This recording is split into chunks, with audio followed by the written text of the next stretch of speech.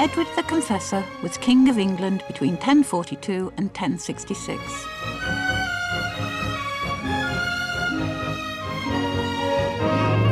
He was born in Islip 1,000 years ago in 1005,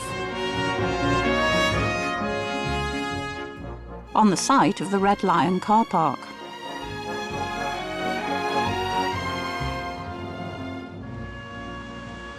The staff, parents and children of Dr. South's school decided to celebrate the millennium of his birth with a whole range of Saxon events.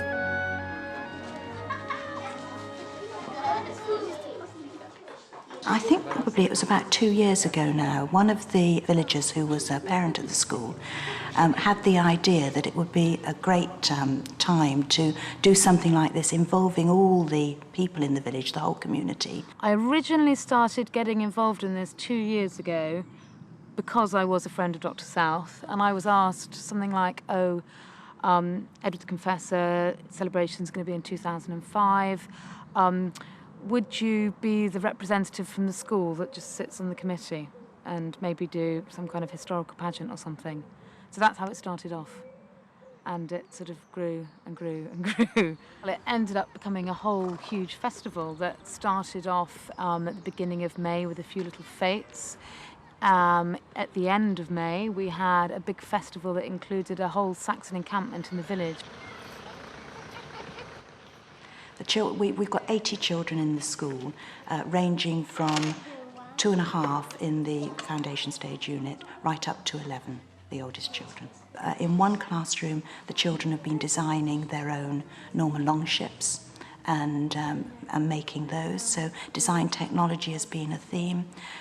Children have been discovering about the how manuscripts were written then and doing some illuminated letters. We had to paint a shield each to be on the to put on the side of the boat while it was burned, and 2 shields would win the competition, so that they wouldn't get burnt, because the 2 Saxon leaders in the settlement would choose them, and they wouldn't get burnt, and whoever painted them would get to keep them. A replica of the Bayeux tapestry was brought to the village, its first time out of France. It illustrates the life of Edward the Confessor and the Battle of Hastings. Edward the Confessor sent his envoy across to France, and he knew that he was dying, and he wanted William, the King of France, to become King of England after him. So Harold, who was the envoy, sailed across the Channel and asked William to become King of England and sailed back again.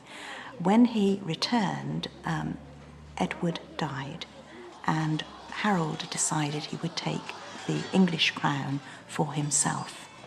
And when William heard that, he formed his fleet and sailed across the Channel, landed on Pevensey Beach, and that was the Battle of Hastings, when Harold then was shot in the eye by the arrow and died, and William the Conqueror, as he became known, became King of England after Edward the Confessor. His arm has been stolen off him, I think. Oh. Is that the one with Harold with the arrow in the eye? You've found it? Okay. Regia Anglorum, a reenactment society, were booked to come and help bring the Saxons to life.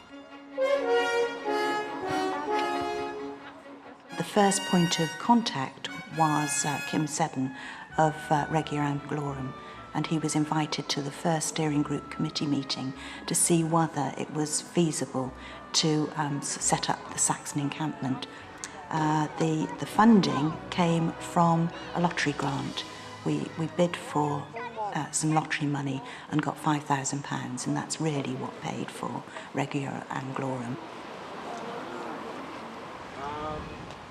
The people whose lives we recreate were like us. They lived a long time ago, but they were like us. They had the same aspirations, the same hopes and dreams, and the same kind of sense of humour.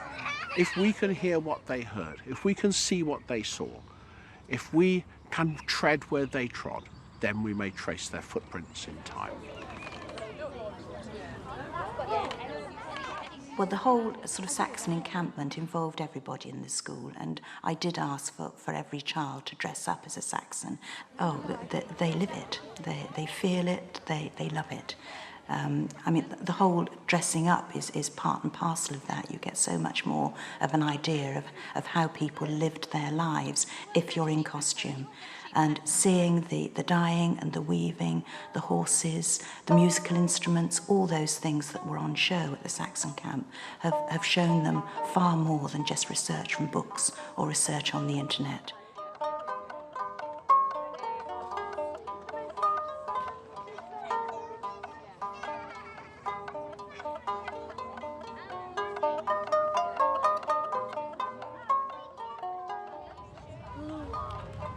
This is a sword, right? This is like a handgun. It only has one purpose. It's not for hunting, it's not used for chopping up wood, it's used for killing people. That's the only purpose that a sword has. How did they wear this with like 80? I'm a Viking. The children just sat there, fascinated. Even the 4-year-olds were amazed by all of this. And the children have not stopped talking about Saxons since that happened. And 2 of my children have got red hair, and they said, "Mummy, did you know what? Red-headed children were the most precious of all, particularly boys, because their wee was really good for fixing dyes in Saxon clothing." So every time a Saxon saw a redhead on this particular day, they'd be rubbing their head saying, "Great, you're a very valuable child. We want your wee to make this dye to fix." So stuff like that. And there was a guy that was making coins, and they got to make these little coins, and they were asked, "How did you have change?" And basically they got change by the coin being cut in half or in quarters. And one of my children was crying their eyes out because they'd been given a quarter of one of these coins and they'd managed to lose it on the way home in their pocket or something or other. I don't think they could get that from just school classroom lessons. And since we've done that, they came back the same day and they made these little shield things, and they've been making little badges and things for their cloaks, and they've got all this sort of stuff, and they're building Saxon encampments in the garden. So it's sort of taken over their life a bit, really. What happens if you run out of bread? If you run out of bread, you get hungry. You run out of bread, it means someone hasn't been working. And what's the rule? If you don't work, You don't get fed. right. You've got to watch the warriors. You have to be very careful because the warriors do it too fast and they get flour everywhere. That's right, girl. Give him a run for his money. Go on. It does take a huge amount of effort by a few very committed people, but if you have those people in your village, in your town, who have that sort of commitment, then it is possible. There were downsides to things where we didn't think that it was going to go ahead for all sorts of different reasons. But the money, I think, was the least of the problems. Towards the end, it was more the actual detail of, where are we going to get the portaloos from and who's going to pick up the litter. It was that sort of detail that caused, I think, more hassle than actually organising the main event. Maggie, here she comes. Keep steady, everybody. Maggie, here she comes. When you sit children down in the classroom, especially when they're in their peer group, when they've got to be cool, as it were, it's so difficult to get their attention on a piece of paper and maybe a few pictures. But, they come into an environment like this and they can see chainmail, they can see weaving being done, they can see the stuff, they can touch it, they can feel it. It's part of the real world all of a sudden and not something that's written down in a book. Yeah, it's about, in a real mail shirt, it takes about 1 man year's work. If you think about a man today works about 8 hours a day, and in a real mail shirt there's about 1 man year's work.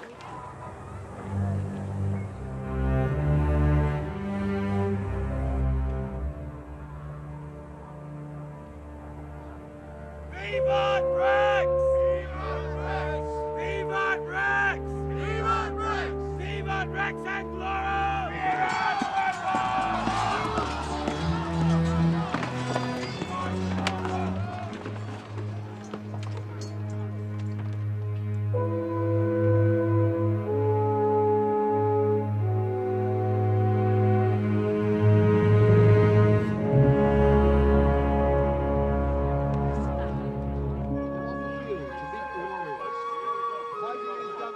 by doing, everybody gets a chance to excel.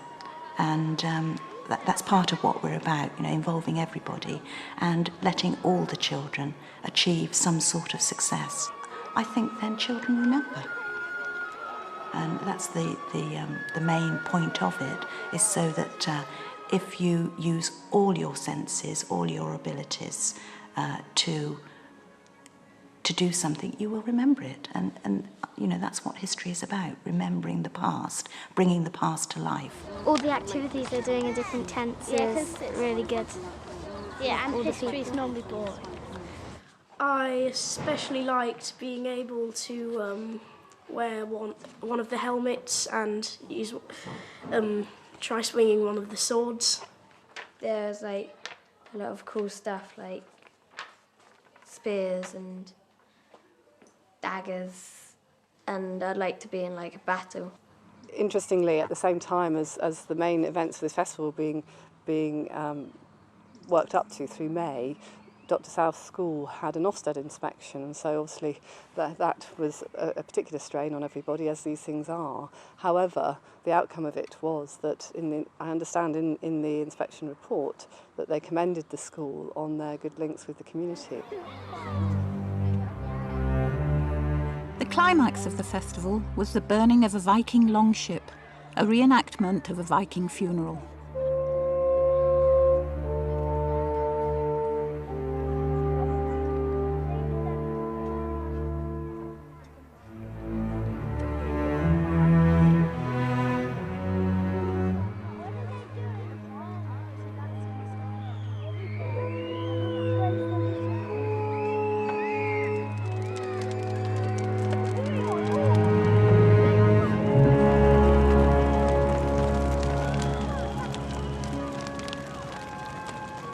Saturday night, I thought that was absolutely brilliant to see the procession led by the torches, the stillness, the stirring music in the background, to hear the oohs and ahs and the laughter when the first row of arrows missed the sail, and then the second row of flaming arrows actually hit. And I think to see the looks on the children's faces when they could see that dragon's head catch fire and fall off.